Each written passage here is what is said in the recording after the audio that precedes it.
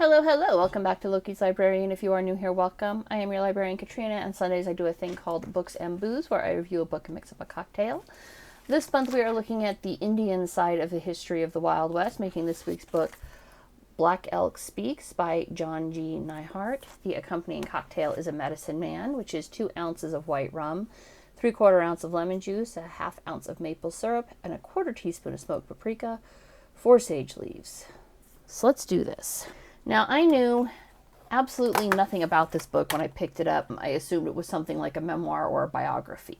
And basically, to me, that's what I got out of it. It's a memoir or a biography. Now, having said that, based on the multiple introductory sections, forewords, prefaces, preface, whatever you want to say, I came to understand that for a lot of people who read this book, it's a spiritual signpost. And they take the medicine man part of it very, very seriously, and this is like a guidebook for how to live a better life for some people. Not what I got out of it, but I don't have to, all right? And he was a medicine man. I mean, like, don't get me wrong, I'm not trying to disrespect the man's memory. He was unquestionably a medicine man of some well-known fame, especially among the Sioux, and then, of course, became quite famous with white people well after the fact. Not just because he toured with the Buffalo Bill Wild West show, he did, and that certainly contributed some to his fame, but mostly because he was a medicine man. There's no question that he was spiritually in tune with the world around him. I'm not going to measure the lemon. I'm just going to squish it directly into my cocktail shaker because I feel like it. So I did not get spiritual manual from this. What did I get from this book? Well, Nicholas, I'm assuming Nicholas is the Christian name he adopted when he converted to Catholicism. A little more on that later. Nicholas Black Elk was born in December of 1863. He says it's the moon of the popping trees. They provided the white man conversion, if you will, so that makes it December of 1863. We don't specifically know what date because the tribes just didn't count the days in that way. We do know that by December 21st, 1866, he was 3 years old. So assume early December sometime. Why do we know that? Because his earliest memory was of his father returning from the Battle of the Hundred Slain in December of 1866. So we know that battle occurred on December 21st, 1866. To white people, this was known as the Fetterman Fight. His father had, I believe it was a broken leg, and it caused his father to walk with a limp until his own death. I think it was sometime in 1890, although I don't believe it was actually part of the ghost dance that caused his father to die. I think he died before that. What was that? Paprika. 1/4 ounce. My review is not very long, so I am rushing through this cocktail here. Black Elk goes on to explain, or to describe a happy childhood. I mean, he was a normal kid. He had a happy childhood with the Sioux people. This was right around the time that the white people were discovering, gold in the Black Hills, and well, that did not end up well. He goes into that in detail. But his childhood was by and large happy. I mean, he explains what it is to be Sioux and to grow up as a member of the Sioux Nation. Let me get this shaken up. Gotta love those copper cocktail shakers. I'm give myself fucking frostbite here shaking this up.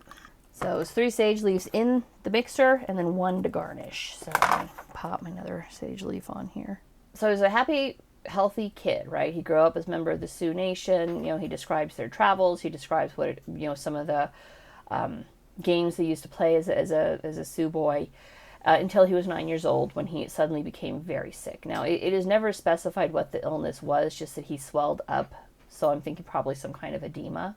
No idea what caused it, but he was unconscious for more than a week, during which he had an absolutely enormous vision. And he recounts the vision in full, and it's pretty impressive. I mean, if you ever had one of those dreams that just shook you to your core and you knew it had meaning, well, some white people might go to their priest or to a psychiatrist and say, this is what I dreamt, what do you think it means? Black Elk eventually would speak to other medicine men within his tribe, and they would say, well, this needs to be acted upon, and we need to dance this out. And so that's what they did eventually. It wasn't right away. He was a little bit older. I feel like he was 15, 16 maybe when they danced it out, but I'm not going to swear to that because ages are a little nebulous. But this vision appears to be the basis of everyone turning this from a memoir into a spiritual manual. And I'm not saying it wasn't powerful, because it absolutely was, just from description. And everything that's described in here says that its poetry wasn't in the description, but in the dancing of it. So when the tribe actually acted it out, that's where the true beauty came from. Let me try this. I'm really glad I took the time to find the smoked paprika instead of just regular paprika, because that adds a really interesting smoky flavor to this. It's not bad. I'm not saying it's it's not. It's quite good. But yeah. If you want to make this one, definitely spring for the smoked paprika, not just regular, because that's what adds the smoky hint. Very good. I feel like his vision unquestionably would have more meaning for the Sioux Nation and even other tribes than it does for people who grow up stereotypically white America, right? We completely different upbringings. We don't have the connection to nature. I mean, in last week's book, one of the running themes of Bury My Heart at Wounded Knee is that white people seem to hate Mother Earth, and that's probably not too far off. I mean, Earth Day aside, it's not like basically we're all out here to exploit the natural resources of planet Earth for whatever will make our lives easier. Okay, that's one way to live, but that's not how the Sioux would live. And his vision was all about repairing the tribe, repairing Mother Earth, bringing things together, so that the tribe can live in harmony, far away from the people who have wrought the devastation of mining. Think pit mining. What an absolute disgusting thing that is. So yeah, I think that this would unquestionably have more meaning for the Sioux than for the academics who have been fawning over this story like it's a new Bible for the 20th century. It's ushering in a new age of peace and understanding. If only we could all just stop killing each other. It's nice to think we could all just stop killing each other, but historical evidence suggests otherwise. He had another major vision at, I believe he was 12, and ultimately that's the one that would cause him to go to the medicine man and say, hey, this is what's going on.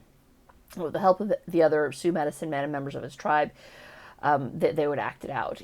He would participate in the Battle of Little Bighorn, aka Custer's Last Stand. Black Elk provides detail of many engagements and just kind of heartbreaking details of this slow collapse of the Sioux Nation in the face of the westward expansion of America. I think another reason that people are so convinced this was a spiritual manual, although, and this is what kills me, again, it's probably more of a spiritual manual for, native tribes, less so for white people. Guys, didn't you all just have an absolute collective fit over the last, decade about cultural appropriation? Because one of the more powerful scenes in his remembrance of his vision was realizing that he was one of the grandfathers who was meant to heal the earth.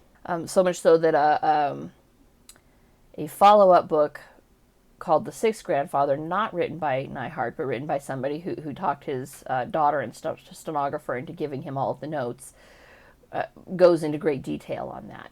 Is the collapse of the Sioux Nation, and then as the collapse is occurring, because he's living his life, all right? Like I said, this is a memoir. I'm so baffled by people who are like, this is a great spiritual manual, and I so don't get that. This is a memoir. He did do a stint. I mentioned earlier that he did do a stint as a traveling Indian with the Buffalo Bills Wild West show. He spent several months in New York. I feel like it was 6 months in New York at Madison Square Garden before they crossed the ocean and performed in England, including performances for Queen Victoria, who he got to meet in person twice, actually. She came to one of their shows, and then he and the rest of the Buffalo Bill show were invited to the palace, probably Westminster, I don't know, it doesn't specify. But he met her twice, and the two were mutually impressed with her. Black Elk expressed the belief that if the British had not lost the revolution, if they were still in charge of America, then the Indians would have had a better fate. And maybe, but then again, maybe not. I mean, if you look at how the tribes were treated in Canada, it really wasn't much better. I mean, the members of the Sioux Nation who fled north to Canada were granted refugee status, but no help. That's about all they were given, was refugee status. There's a lot of complications here. At some point when they were in England, Black Elk and several other members of the show missed the boat for their next tour point. Realizing that they would need money, they signed on with another traveling West show, like Mexican Bob or Mexican Jim or something like that. And that show went to the continent, and he traveled through France and Germany, I think, before he returned to England. Now, while in England, Black Elk befriended an English family and was at dinner with them when he had another vision, which resulted in the English family thinking he had died. It was that powerful. So he was again unconscious for several days. Well, clearly, he had not died because he came back home. But when he came out of the vision, it was to the very fortunate news that Buffalo Bill's show had returned to the area, and Buffalo Bill was not, in fact, a complete asshole, gave Black Elk a ticket home, where Black Elk became quite a renowned medicine man among his people, offering healing, trusting his instincts and the wisdom that he had and what he learned from other medicine men, and became a healer. And then sometime in 1889, 1890, he heard about Wovoka and the ghost dance. And at first he was a little skeptical, because who wouldn't be, right? That's some pretty profound statements being made. You know, if you dance with us, your dead ancestors will rise again and will chase the white men from the land and everything will be restored to peace. But eventually he came to believe. And what he describes of the ghost dance, I mean, at its heart, it's a trance dance, which is not at all unusual for tribal cultures to engage in. I mean, even non-tribal culture, like if you consider the Sufi mystics, the whirling dervishes, they're not exactly tribal, but this is what they're doing, is a trance dance. Czar dances of the Middle East, again, those can be tribal, but they're also performed among the Baladi in Cairo, so they're not necessarily tribal, but it is a trance dance. They all involve dance which allow you to connect with the spirit realms, to chase out the bad spirits, the jinn if you're in the Middle East, but the bad spirits here in the West, which in this case would be the Wasichu, aka white people. Fair enough, man. We were, again, not kind to the tribes. Totally understand their desire to get us the fuck out of their land. Black Elk would participate in the dance at Wounded Knee. He was there for that, obviously survived it. And hearing the other side of that tragedy is, it's horrifying. I mean, it's every bit as horrifying as any other incident of democide. This is why Americans are so loath to give up their guns, right? We got them, we're not going to give them up. Because we know what governments do when people can't fight back. We have ample history of it right here. This is actually really good. I said that paprika really adds a smoked flavor to it. I wonder if you could get away with doing just a dash of like liquid smoke instead of the paprika, but I don't know. It's pretty good. Now, the narrative of Black Elk Speaks ends at Wounded Knee. So the narrative, the book is only 296 pages, and at least 100 pages of this are the 10 appendices at the end of the book. 10 of them. I mean, 9 technically, because number 10 is actually a list of like Sioux terms that Neihardt uses in the book, so you know what they are. But the appendices are not a little bit repetitive, and that they almost all explain that Neihardt and Black Elk formed an instant connection. They didn't speak the same language, and that's okay. You don't have to speak the same language as somebody to form an instant connection with them, right? The soul speaks to who the soul speaks to, and the two of them had a soul connection. Neihardt was adopted by Black Elk before he gave him the story of the vision and his history. They would actually meet again to collaborate on another book, which was basically a book of Sioux tales, if you will. And then there's another author who would come in and collaborate with Black Elk on some of the rituals that were Sioux rituals. Those Sioux rituals. All right, let's see here. I have this in here. So, by 1901, and then this is, again, in the book, this is all included in those appendices. So, by 1901, we're not exactly sure when, but sometime between 1890 and 1901, Black Elk had converted fully to Catholicism. He was a missionary on the reservation. He taught catechism to tribal members. So he was very much part of the Holy Mother Church. Why is this relevant? Well, when he's talking about his great vision and then dancing it out with his people, little inconsistencies that I would not expect to find in a shamanic, non-Christian culture pop up. Like the use of 12 dancers, one for each month. The mention of 30 peoples, one for each day of the month. Except that tribal cultures historically are well aware that there are 13 moons in a calendar year, and there's only 28 days in a lunar cycle. So if you're counting down per month, wouldn't there be 13 dancers and 28 peoples representing each day of the lunar cycle? Because That's a hell of a lot easier to track than a sun cycle. The breakdown into 12 and 30 is the result of the Julian calendar having been widely adopted by the Catholic Church in the, well, by basically everybody, not just the Catholic Church, because the Protestants adopted it too in the 16th century. Before that, they'd been split between Gregorian and Julian. But yeah, that's not part of the shamanic culture. All right, 13 would have been 13 moons, 13 months. Month comes from the word moon. So, I don't know. That struck me as odd, and I was like, And even before I knew he had converted to Catholicism, I'm like, something's not up. And when I was reading his descriptions, I was like, did he really say 12, or was he prevaricating or withholding part of his vision? Because that doesn't make sense to me. And then I read the appendices, and everybody swears they were close, they were like brothers, and then I find out he converted to Catholicism, and I'm like, there it is. There it is, that makes sense. He was meshing what he remembered of his vision to his new faith. Nothing wrong with that. There's a lot of amalgamation of faith out there. Why do you think there are 20,000 different sects of Christianity out there? Everybody has their own little spin on it.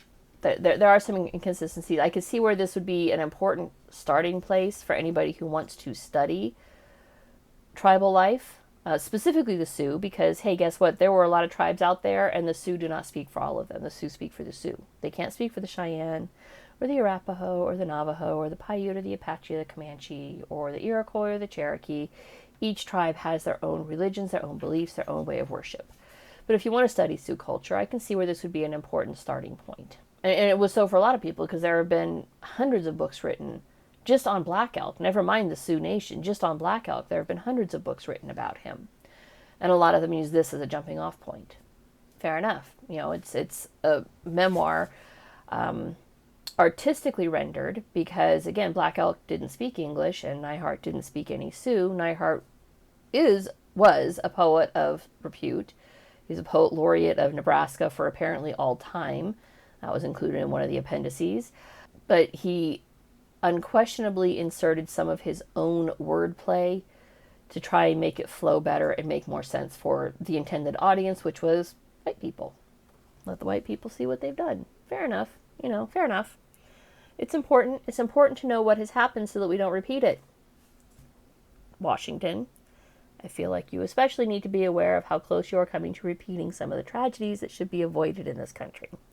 And it was only through reading those repetitive appendices that I could see how some people would get spiritual manual from this book and not memoir of a man who lived through some fairly horrifying / interesting historic events. But here's the thing. If you have to spell out why it's a spiritual manual, it's probably not as straightforward as you'd like to think. I'm not saying, that's kind of catty. I'm not saying this is not a spiritual book. It just wasn't for me. All right. For me, it was a powerful memoir of a man who lived through the sorrow and loss of all that he held dear. And it was worth the read. I enjoyed every moment of it. Between Black Elk's actual story and Neihardt's ability to twist a tale, it was well worth the read. I enjoyed every moment of it. I genuinely think that the only reason this reached the level of spiritual manual is because of campus intellectuals who adopted it as such have been writing papers about it since its original publication in 1932. People on campuses like to tell you what to think, not how to think. And that's it for this week. If you liked what you saw, don't forget to subscribe, and I'll see you guys next week.